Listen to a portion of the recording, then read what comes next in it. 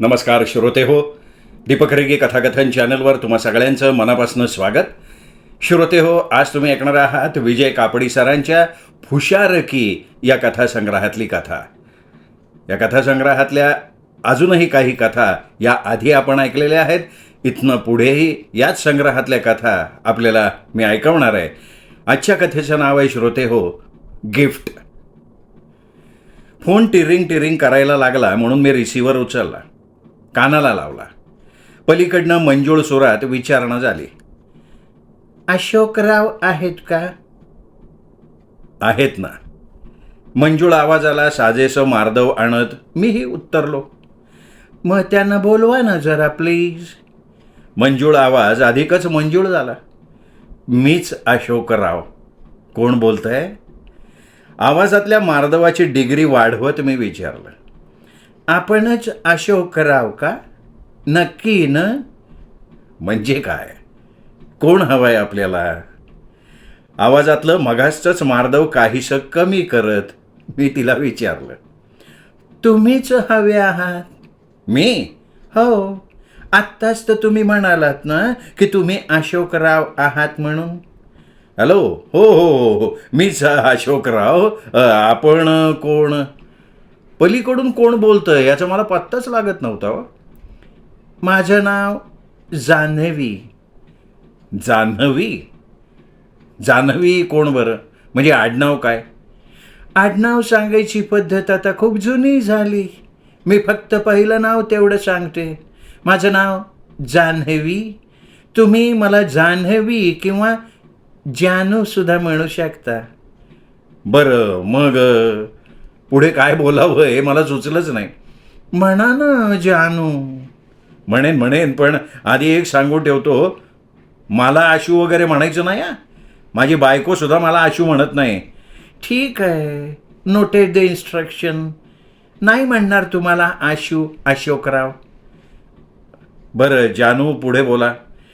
अशोकराव, तुम्हाला ना एक आनंदाची बातमी द्यायची आहे. आनंदाची बातमी?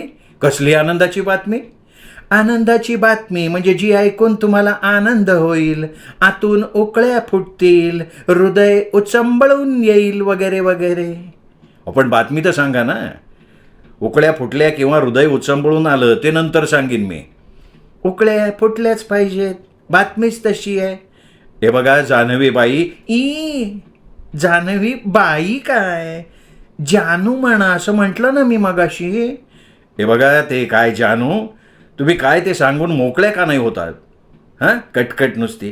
तुमच्याजवळ वेळ भरपूर असेल हो, पण माझ्याकडे इतका भरपूर वेळ अजिबात नाही आहे. मी फोन खाली ठेवी ना. हॅलो अशोकराव. तुम्ही काय रागावलात का काय? आनंदाची बातमी सांगणार नसाल किंवा ती सांगण्याच्या बाबतीत आळमटळम करणार असाल तर मी नक्की रागवेन. ऐका. ऐकतोय.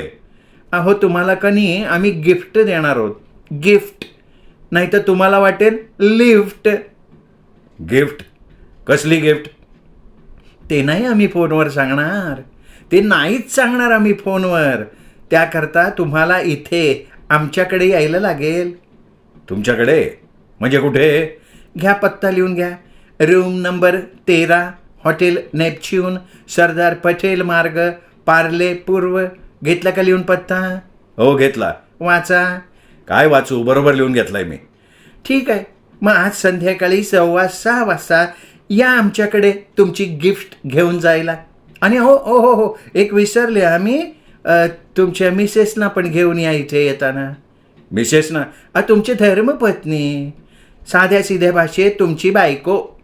त्यांना पण देणार आहोत आम्ही गिफ्ट. तिला पण देणार? पण का? ते तर आमचं गुपित आहे, इथे आल्यावर कळेल.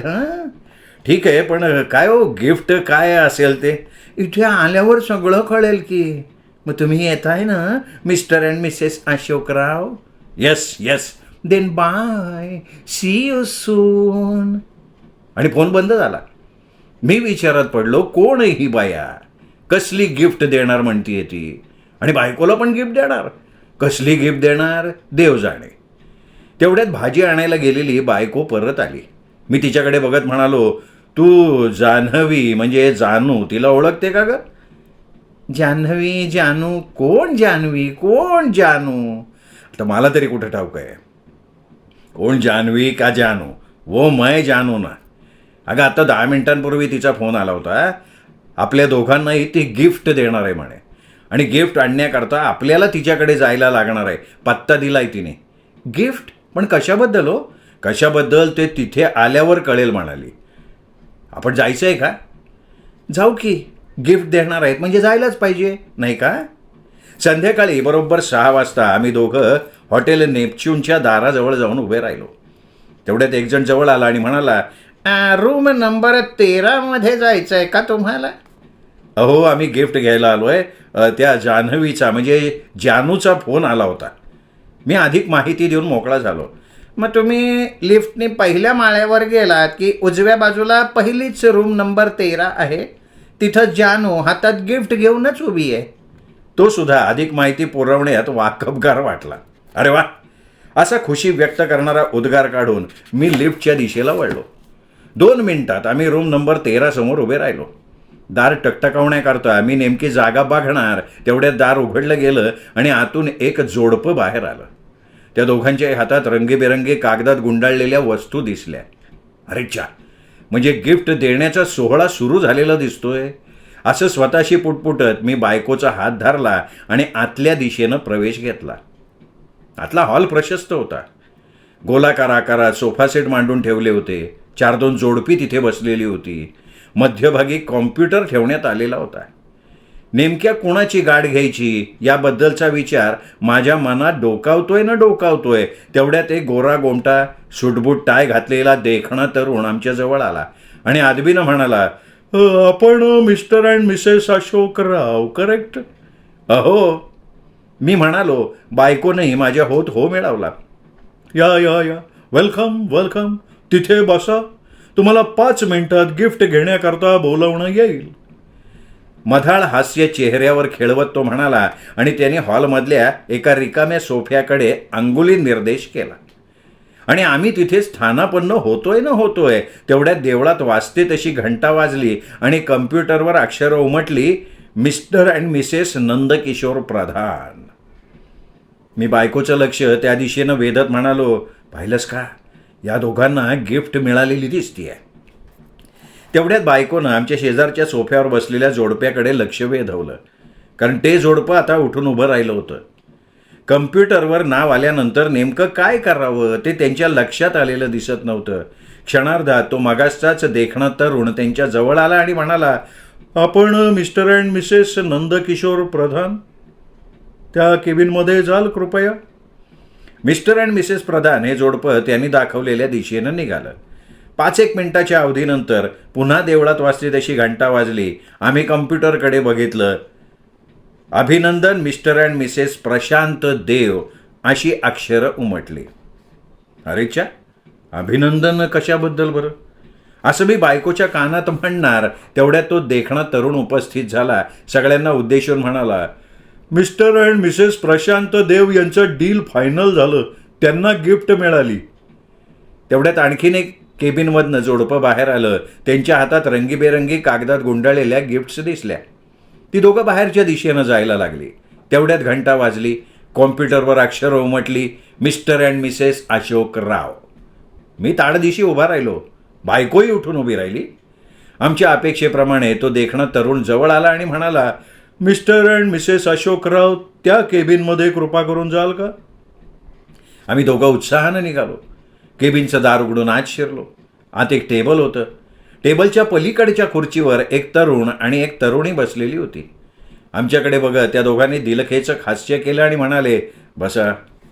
मीही प्रत्युत्तरार्थ मला जमेल इतपत दिलखेचक वगैरे हसत खुर्चीत बसलो. बायको शेजारच्या खुर्चीत बसली. मी त्या तरुणीकडे बघत विचारलं, आपणच जान्हवी म्हणजे जानू ना? सॉरी, मी जान्हवी जानू नव्हे, ती अदबीनं म्हणाली. अरेच्या, मग आम्हा दोघांना गिफ्ट देणार कोण? गिफ्ट आम्हीच देणार. जानूच्या वतीनं मी देईन, चालेल ना? ती आश्वासक स्वरात म्हणाली. मी बायकोकडे बघितलं. तिच्या डोळ्यात स्पष्ट भाव दिसत होता. गिफ्ट मिळाल्याशी कारण. जानूने दिली काय, नाही तर या सटवीने दिली काय, आम्हाला काही फरक पडणार आहे का? मी मग तिच्याकडे बघत म्हणालो, ठीक आहे, तुम्ही द्या. आणि मी हात पुढे केला. तेवढ्यात आपली जवळची कागदपत्र चाळत तो तरुण म्हणाला, वेल, आपलं नाव अशोकराव नाही का? हो, आणि ही माझी बायको मंगला अशोकराव. आपलं नाव? माझं नाव भीम पलास. थोडंसं रागदारी आहे. आणि यांचं नाव आहे मंजुळा. मंजू म्हटलं तरी यांना चालेल. चालेल? आणि तुम्हाला भीम म्हटलं तर? म्हणा हो, काहीही म्हणा. मला आधी एक सांगा, तुम्ही मूळचे मुंबईचं आहे का? नाही, मी कोकणातला. अच्छा, कोकणात कुठे? मीही कोकणातलाच आहे म्हणून विचारतोय. मी कणकवलीचा. आपण कुठले? मी विचारलं, पण माझ्या प्रश्नाकडे संपूर्ण दुर्लक्ष करत त्यांनी विचारलं, कणकवलीला कुठे? खोताच्या वाडीसमोर? आपणही तिथलेच का? मी प्रश्न केला, पण माझ्या प्रश्नाचं उत्तर वगैरे द्यायच्या भानगडीत न पडता तो म्हणाला, तुमचं शिक्षण कुठे झालं? कणकवलीला. तुमचं कुठे झालं? तुमचे वडील पण कणकवलीचेच का? हो, माझे वडील, आजोबा, पणजोबा कणकवलीचे. खापर पणजोबा ते सुद्धा कणकवलीचे. मग तुम्ही कणकवली सोडून इथे का बरं आलात? गिफ्ट घ्यायला आलोय. तुमच्या जानूनं फोन करून बोलवलं नाही का मला? इथे म्हणजे इथे नाही हो. अरे बापरे, इथे म्हणजे इथे नाही? त्यांनी आणखीन वैतागावं ना म्हणून मी हा प्रश्न केलेला होता. अहो, इथे इथे म्हणजे मुंबईत. मुंबईत कशा करता आला? नाही, आलो गंमत म्हणून आलो. म्हणजे? आता सांगा, कोकणातला माणूस मुंबईत कशा करता येतो? नोकरी करताना. तर मी सुद्धा नोकरीसाठीच आलो. तुम्ही सदा असेच कुठून तरी मुंबईत आला असाल. अहो, मुंबईची मूळ कोळी जमात सोडली ना तर सगळे म्हणे बाहेरून आले. मुंबईत समुद्र आहे आणि समुद्रात मासे असतात, ते पकडायचं काम कोळ्यांचं. ठीक आहे ठीक आहे ठीक आहे ठीक आहे. त्यांनी मला मध्येच अडवलं आणि विचारलं, तुम्ही नोकरी करता आलात तेव्हा तुमचं शिक्षण झालं होतं का इथे आल्यानंतर तुम्ही ते पूर्ण केलं? पदवी मिळाली होती मला. पुढे मी दुबारी पदवीधर झालो. त्यानंतर PhD साठी सुद्धा प्रयत्न करत होतो.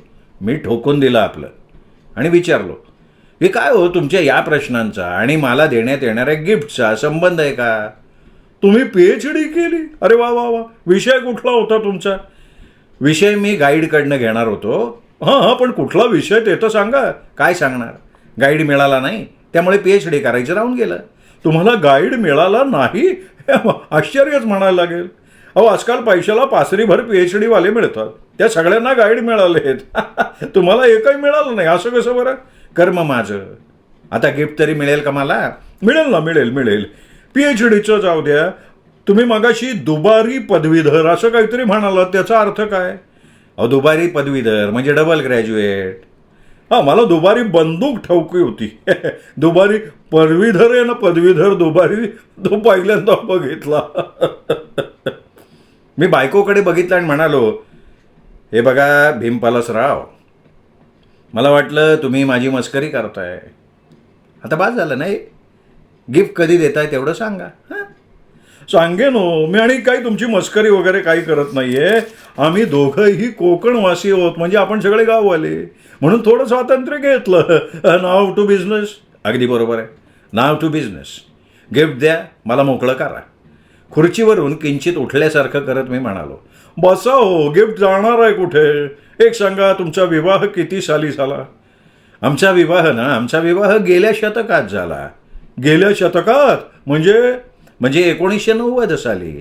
सध्या नवीन शतक सुरू झालं आहे, त्यामुळे गेल्या शतकात असं म्हणालो मी. असं.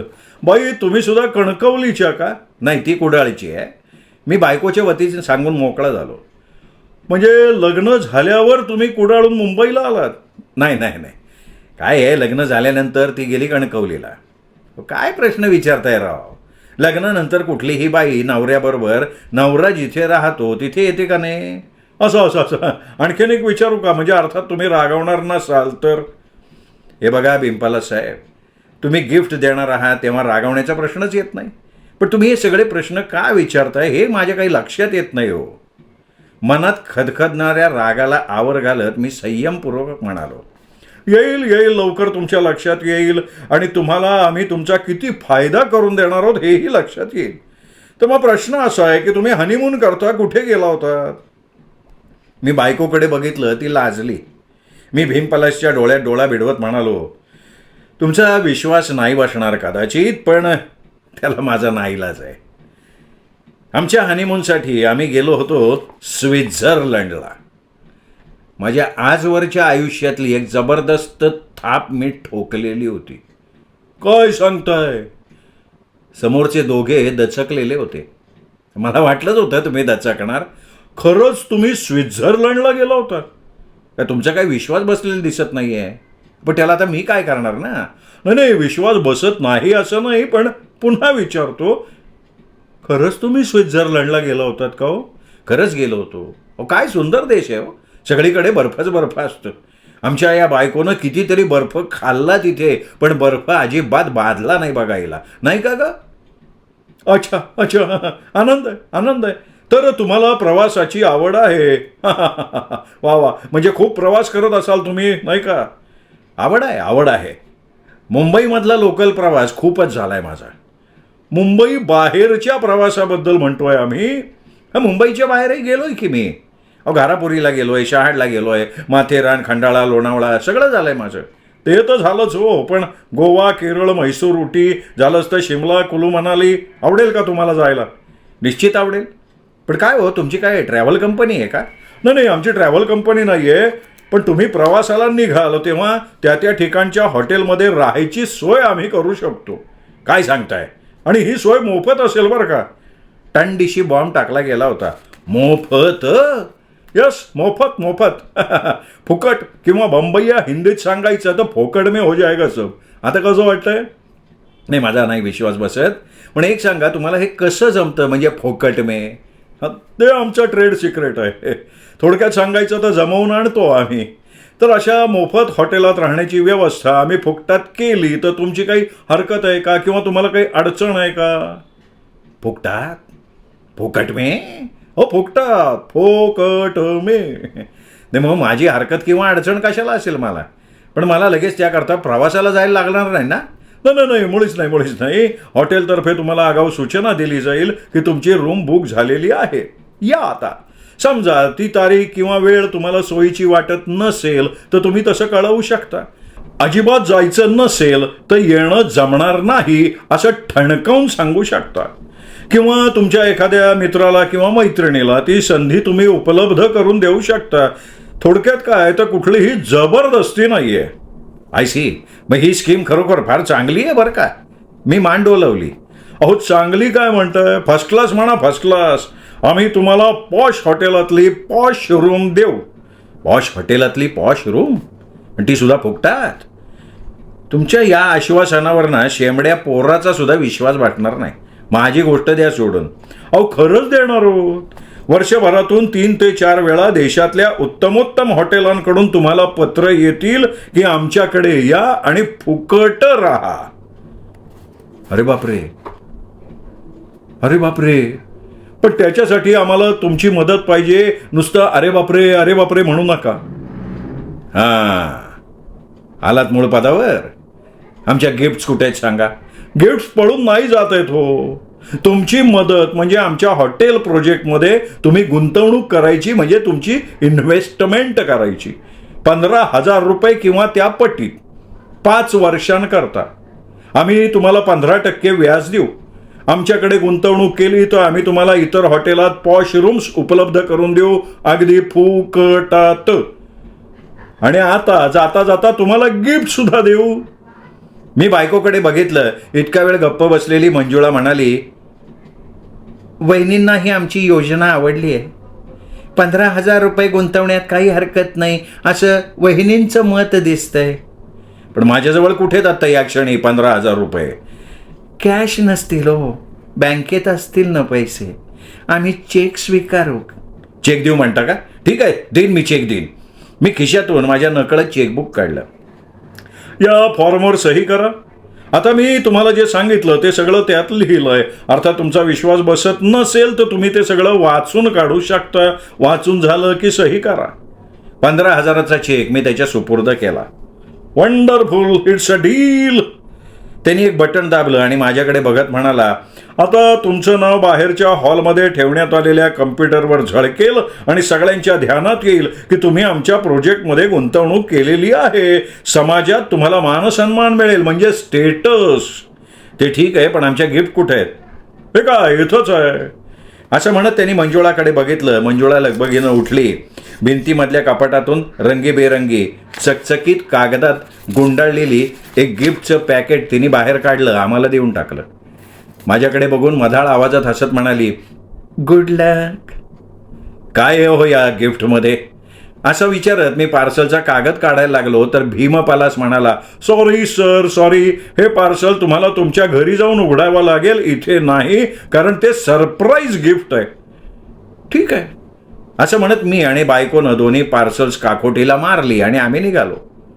घरी आलो तेव्हा आमच्या कॉलनीतला भडभडे भेटला. आमच्या हातातल्या वस्तूंकडे बघत म्हणाला, काय रे, कोणाला द्यायला आणलंय का कोणी तुम्हाला दिलाय? नाही, आम्हाला गिफ्ट मिळाली आहे. मी छाती पुढे काढत उत्साहात म्हणालो, गिफ्ट मिळाली? अरे बापरे, काय टेलिफोनवरनं सांगण्यात आलं होतं काय त्याच्याबद्दल? हो ना, टेलिफोनवरनं त्यांनी आधी बातमी दिली, मग आम्ही त्यांच्याकडे गेलो आणि या गिफ्ट्स घेऊन आलो. As simple as that. कर्म सिम्पल. अरे पण तुम्ही इन्व्हेस्टमेंट केली असेल ना तिथे? फार नाही रे, फक्त 15,000 रुपये. 15,000 रुपये गेले, पैसे पाण्यात गेले. पाण्यात नाही, हॉटेलात गेले म्हण रे. हॉटेल बांधणार आहेत ते, 5 वर्षात परतही करणार, मूळ रक्कम व्याजात सकट, ते सुद्धा. त्यांचा काका करणार आहे का रे पैसे परत? ते कसले पैसे परत करतायत? वाढवत बुडले तुझे पैसे. आत्ता या क्षणी तू तिथे गेला ना तर गाशा गुंडाळून पळ काढला असेल त्यांनी. महाबदमाश मंडळी हो. तुझ्यासारख्या भोळ्या माणसांना टोपी घालणं हा धंदा आहे त्यांचा. असं कसं म्हणतो तू? अरे त्यांनी दिलेल्या गिफ्ट तू नाचवत आणल्याच घरी खऱ्या, पण त्यांना भंगारच्या भावात सुद्धा कोणी घेणार नाही. असं म्हणतोस? बघूयात की उघडून. असं म्हणत आम्ही घाईघाईनं दार उघडलं, घरात शिरलो. रंगीबेरंगी चकचकीत कागदाचं वेस्टर्न टारकावून आतल्या वस्तू बघितल्या. एक प्लॅस्टिकची वॉटर बॅग आणि दुसरी वस्तू टेबल लॅम्प. मी लगेच टेबल लॅम्प लावून पाहिला. फट्ट असा आवाज झाला, बंद पडला. बायकोनं घाईघाईनं वॉटर बॅगमध्ये पाणी भरलं. वॉटर बॅग गळकी होती. बायको माझ्याकडे रागाने बघत म्हणाली, नेहमी आपणच हुशार, आपल्याला कोणी फसवूच शकत नाही म्हणून डंका पिटकत असताना बसली की नाही फोडणी 15,000ची. आता काय करणार? मी म्हणालो, नीट ऐक, या प्रकाराबद्दल बरीच ऐकीव माहिती मी जमा केलेली होती. वर्तमानपत्रातून सुद्धा त्यांच्याकडून होणाऱ्या फसवणुकीबद्दल वाचलेलं होतं. त्यामुळे त्यांच्या वाकड्या तिकड्या प्रश्नांना मी आडवी तिडवी उत्तरं देत होतो. शिवाय ती मंडळी गुंतवणूक करणाऱ्यांनाच गिफ्ट देतात, इतरांना नाही, हे सुद्धा मी ऐकून होतो. ते ठीक आहे हो, पण तेवढ्याकरता 15,000 पाण्यात घातले? आपले काय पैसे झाडायला लागलेत का? हे बघ, त्याबद्दल मी काळजी घेतली आहे. मी त्यांना जो चेक दिलाय ना, त्या बँकेत माझे फक्त 100 रुपये शिल्लक आहेत. शिवाय मी माझी म्हणून जी सही केली आहे ती सुद्धा माझ्या नेहमीच्या परिचित सहीशी जुळणारी नाही. त्यामुळे त्यांनी बँकेत माझा चेक जमा केला की बँकवाले त्यांना कळवतील अकाउंटमधले पैसे पुरेसे नाहीत, चेक देणाऱ्याची सही जुळत नाही, आणि ते चेक परत करून टाकतील. आणखीन एक गंमत सांगू का? अगे, या व्यवहारात मी 1,000 रुपये कमावणार आहे बरं का. अय्या, 1,000 रुपये कमावणार तुम्ही? ते कसे बाई? अगं, पैची गुंतवणूक न करता मी गिफ्ट मिळवून दाखवीन अशी पैज मारली होती मी एका मित्राकडे.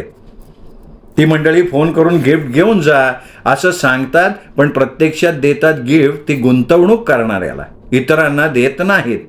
मी न वाटणारा चेक दिला, गुंतवणूक केलीच नाही, वर या गिफ्ट्सही मिळवल्या. म्हणजे आहे का नाही?